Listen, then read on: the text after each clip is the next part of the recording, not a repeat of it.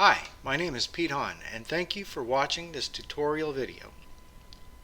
Be sure to visit www.hahn-tech.com for the full library of video tutorials. I hope this video increases your knowledge and helps you become more efficient with this topic, whether for home or work. Please support this channel by sharing these videos with your friends and colleagues. In today's video, I'm going to show you how to use Thinkorswim's Share Grid and Share Flexible Grid feature. Right now, my screen is displaying the flexible grid, and if you click the round button, the one to the left, over in the top right, you will see a couple of buttons here. One is Share Flexible Grid, and the other is Share, and then you have your list of saved flexible grids. The first item, Share Flexible Grid, will share the currently displayed flexible grid. You can share any one of your individually saved flexible grids by accessing the item directly below, which is called Share. Let's take a quick look over at the charts grid, and we'll go ahead and click the second button to the left, and we've got a selection here called Share Grid. And likewise, as we saw on the flexible grid, we have a selection for Share. You can share any one of your previously saved grids.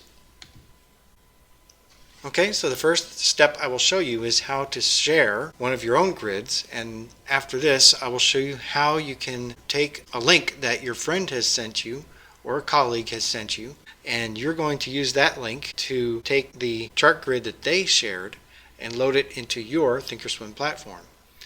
And what's really great about this is it's also going to include, as long as the sharer permits it, it's going to include any custom studies. So if you watch through to the end of this video, you'll get a bonus because I'm going to display a link that is for a chart grid that I created, and it's got a couple of custom indicators in it that I'm willing to share with you guys. And I think that's they're very useful indicators, and I think you're going to enjoy them. Okay, so step one, you select Share Flexible Grid. You can read through this information here. It's pretty self-explanatory. And here is where the sharer is able to decide whether or not to include the custom studies. If you select yes, the custom studies are included. If you select no, custom studies are not included. There are two options below here, where to share. For simplicity's sake, I'm just going to share it via email. You can take that link and use email, Facebook, or Twitter. So it's really just a link that you're creating. You click the button for Create a Link for sharing, and then it creates a link. Okay, and then you simply select Copy. That copies it to your clipboard, and then you can take that link and you can paste it anywhere that you need to, whether it's on Facebook or Twitter or some other social media.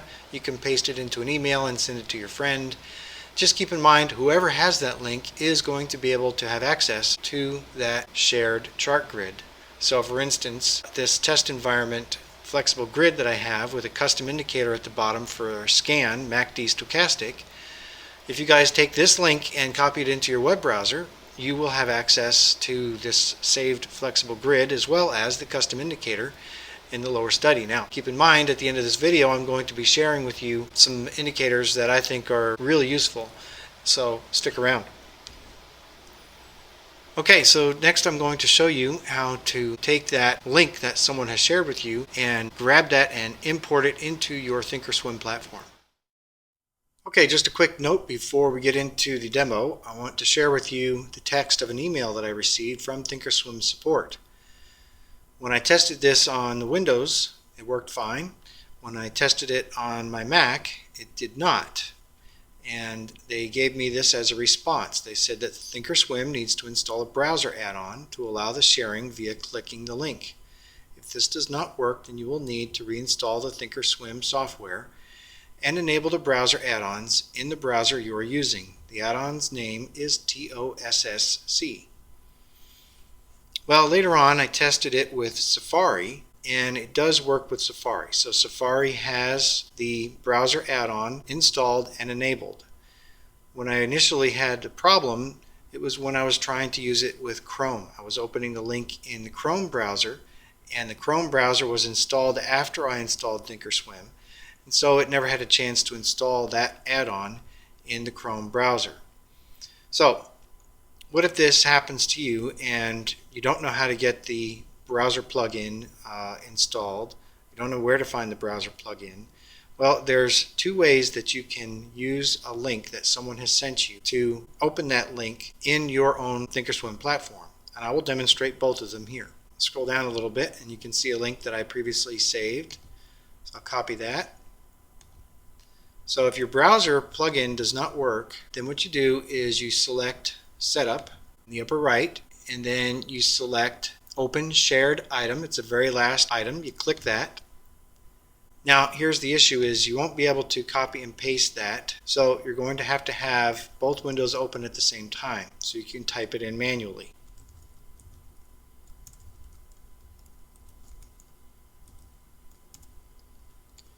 The link is case sensitive, so be very careful about typing this in correctly. There we are. So I typed it in manually, and it brings up a little preview, and then it gives you the option to select. You can close it or you can open it. I select Open. Open this up a little bit, resize the window so you can see the whole detail. And so that is the chart that I saved via the link. So if you use that link, this is the chart you will open. Okay, so that's how you can open a link manually if your browser doesn't support the link sharing feature. If it's missing that add-on, then I've just demonstrated how you can do it manually. And remember, you can't copy and paste the link. You have to manually enter it in, and it is case sensitive. Okay, so next I will show you how you can use the browser version. And what we'll do is simply click on that link. For a Word document, you have to press Control and click to open a link in the Word document. And this is what it looks like if you open the link in a browser that has the sharing add-on installed. And at the bottom left, you will see a button that says Open in Thinkorswim. So you just click on that button in the browser window, and then it will ask you for permission. And so you click Allow, and it opened up behind the browser window in the Word document. So I'll just grab that and move it over here and then resize it so that you can see that is the chart grid that is shared via that link. So if you in the viewing audience are to take that link and manually type it in to your share, or type it into your browser and click on the button that says Open in Thinkorswim, you should be able to grab this chart grid and install it onto your Thinkorswim platform. And you save it simply by clicking the button in the upper right, the second button on the left, and you want to select Share Flexible Grid As, and then name it something useful for you that you will remember, and then hit the Save button. I'm going to hit Cancel because I've already got it saved on mine. Okay, so next I'll show you the link for installing the chart grid that I have with a couple of special indicators on it that I think you guys will find really useful. So stick around. Okay, and just a little note here, I want to let you guys know that the process for using the link to open someone's shared grid in your Thinkorswim platform is the same whether you're using the Windows or the Mac version. It is exactly the same. And if you follow the instructions I previously showed you, you will be able to use the link either manually using the Setup and Open Shared Item, or you will be able to use it by clicking the link in the browser. So you've got two ways to do it, one manual, one is sort of automatic, and it works the exact same way on both platforms, both Windows and the Mac platform.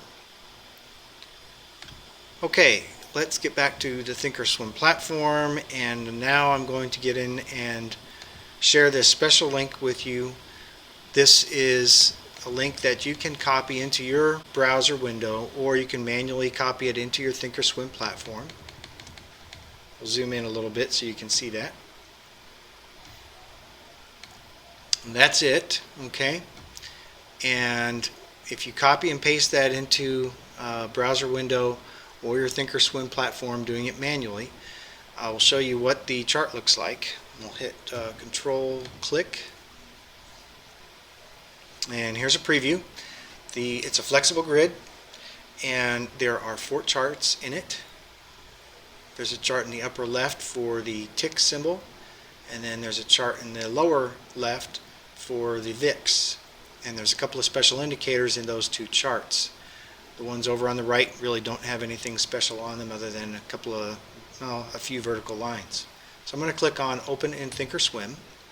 I'm going to click Allow, and then it opens up behind here. So let's open this up and resize the window.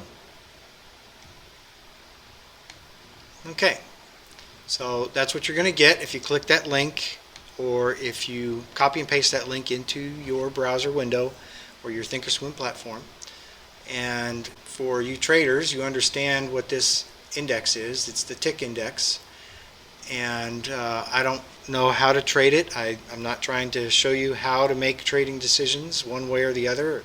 I'm not a professional trader, so all I know is this is what professional traders, a lot of the ones that I know anyway, this is one of the primary indicators they look at. And this is one of the ways they instructed me on how to set mine up. Didn't do me any good, but it doesn't mean it won't work for you. Talk to a professional. They can help you understand how to use this.